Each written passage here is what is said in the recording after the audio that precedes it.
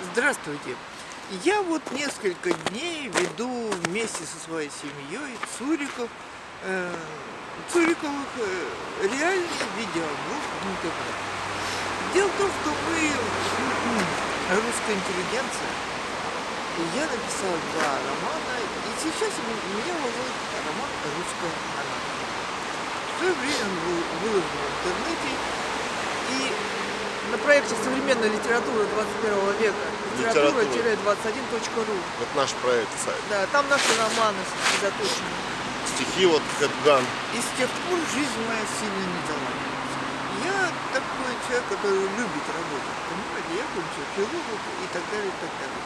Но всю жизнь я как-то не хотела жить бесчестно, не знаю. Ну, эти люди не хотят. Просто воруй, Россия, а то пойдешь в конте из слова знаменитого Бахта. Люди многие вынуждены, чтобы выжить и воровать. Давайте я бы хотел сказать лично Владимиру Владимировичу. Он все время устраивает видеоконференции со всей России, собирается толпу людей, задает ему вопросы. Да, как эта бабка в сердцах сказала: Владимир Владимирович, почему все так боятся? Ну, это как-то так восприняли, как шутку. Но дело вот в чем. Никто из этой колоссальной массы людей побоялся задать главный вопрос нашему президенту. Почему пенсия в России носит грошовый характер? Хотя у нас колоссальное количество миллионеров, миллиардеров и богатых людей. Природных богатств. И природных богатств такое количество, что мы могли жить не хуже пенсионеров из Норвегии, которые зимой на Канадских островах, простите меня. Почему я живу на нищенские копейки, являясь духовной, так сказать, пищей или духовной, так сказать, составляющей русской интеллигенции? Я посмела, да, написать такой роман. Посмела, да. И вот такой вопрос я хочу задать вам, Владимир Владимирович, на который вы ни разу не ответили. Вы крутитесь. Нищий народ, у которого нет ни копейки, это народ, который ничего не может сделать. И в нищете здесь живут колоссальное количество русского народа. Понимаете, да? Вот, попробуйте ответить на этот вопрос. Вы на него не ответите. Вы являетесь образцом законодательной власти. Именно вы имеете право вносить такое предложение на Госдуму. А там у вас сидят миллионеры и миллиардеры. И только они. Нет там ни одного, ни рабочего, ни крестьянина, да никого там нет, кроме них. Они против себя не будут. Не будут. И вот второй вопрос. Значит, вы восприняли роман мой, да мы все его писали, «Русскую монархию» как Личная опасность, наверное, да? Но это так. Но лично для вас она не несет никакой опасности. У вас реальное, колоссальное количество политических соперников, с которыми и противников, с которыми вы боретесь буквально каждый день. Которые реально, без всякой монархии, нацелены отобрать у вас власть. И знаете что? Я думаю, вы прекрасно понимаете, что они с вами церемониться не будут. Ну, для этого есть хороший пример в русской истории. Колоссальной властью в русской истории обладал даже более чем царской Сталин. Да? И все-таки нашли способ его убрать от власти после долгого правления. Слово его, малейший жест и репрессии здесь носили такой выдающийся характер, что даже трудно себе представить. Но они все-таки не помогли ему. И они ему все-таки не помогли. Я думаю, вы думаете, что вы справитесь со всеми своими политическими противниками. А это политические партии. Это еще есть Запад. Запад, который работает против вас. И вы находите там миллиарды рублей, перечисленных на их имена, которые работают реально за деньги. Мне вообще ни копейки. $100 моя пенсия, понимаете? И вы меня сошли политическим противником. Это колоссальная ошибка с вашей стороны. Вместе с тем в этом романе говорится об историческом уникальном опыте, который проделала испанская культура. Диктатор Франко оказался умницей настоящим. Он понял, что как только кто-то его или убьет, или захватит власть, он призвал законно избранного короля-наследника, и он стал править в Испании. Ничего, и сам он спокойно дожил свои дни. Так сказать, понимаете, да? Была восстановлена легитимность власти в Испании. Так вот, большевики, за которых вас вот избрали во власть, понимаете, они захватили власть русского самодержавия. Она была, передалась по наследству, были здесь, правили всю жизнь. Вы сами к этой точке зрения склоняетесь. 18 лет у власти. Вы прекрасно понимаете, что за 5-10 лет власти временщик здесь ничего сделать не может. Ничего. Что властью в России должны заниматься люди, которые к этому готовятся, воспитываются, живут, делают, думают, и она является Как и было, смыслом собственно. их жизни. Как и было, собственно, в России Как и всегда. было в России. Поэтому хотите вы или нет, но вы нелегитимно правите в России, понимаете? Вот и все. Но я вашим политическим соперником и противником не являюсь. И вообще вы мне не даете деньги за работу в моей семье. Мы строим сайты, все это хакерство. Занимаются свадебной фотографией. Нет заказов, простите меня. А если они есть, то люди вдруг резко отказываются.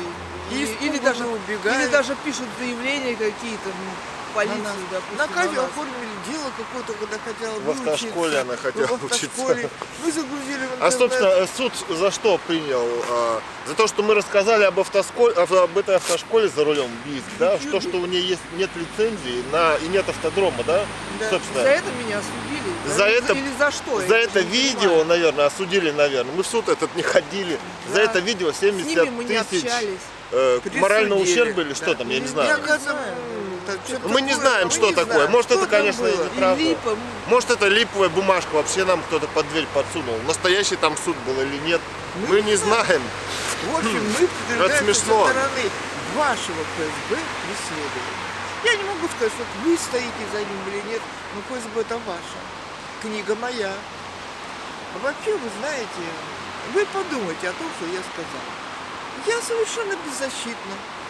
Но ваши политические противники опытные, хорошо разбираются в политике, хорошо в ней действуют, знают прекрасное количество методов, как убрать человека от власти. И, в общем, так. Ну, Вам собственно, надо, думать. чтобы после власти президент жил, и другой президент тоже жил, да? Да. А не... Зачем столько крови, да? В принципе. Почему бы действительно не передать власть монархии? Вам бы гарантирована была безопасность вашим детям, да, здесь в Да. России, так, Тем да? более, понимаете, я-то в русской монархии не знаю ни одного монархиста и ни одного наследника. И вообще не связано никак. Я просто написала книжку, размышляя и дискутируя с другими людьми. Меня даже монархистом-то назвать невозможно. Я не стою ни в какой монархической партии и вообще не состою ни в одной из партий. Поэтому преследование ФСБ меня, но это же смешно. Ну, если бы мне было так печально, меня хотят убить. Ждут, когда я из оказания медицинской помощи, которая мне очень нужна, скончаюсь. В общем, сделали так, чтобы я не смогла получить. Тихо, мирно ушла. Ну, наконец-то. Адьё, хватит. Ну, что это такое? Ну, как так можно, да?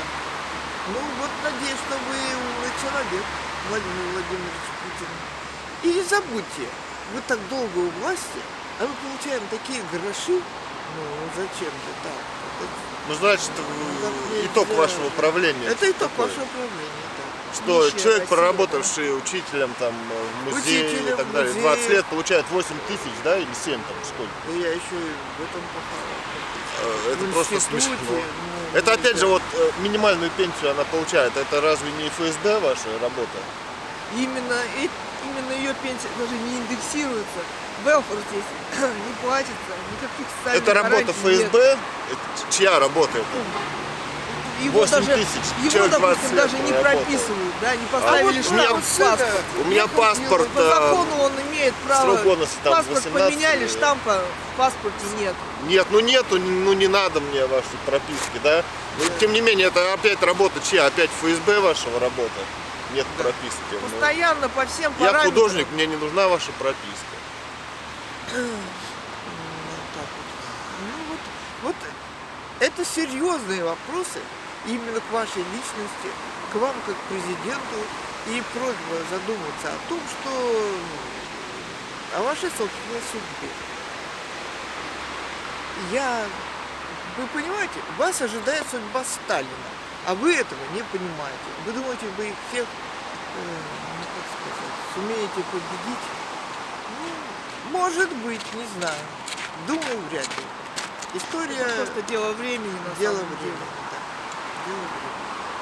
причем очень быстро времени. Да, идет. До свидания. Желаю вам на самом деле доброго здравия. Ну вот. И о том, что вы войдете в русскую историю, как человек, который восстановит русскую монархию, законную, легитимную, избранную, которая должна править. Да вы сами правите, как настоящий русский самодержец, космонавт, теперь 18 лет. И великолепно это понимаете, что здесь должны править легитимная власть. И долго. И пользуйтесь ее находками.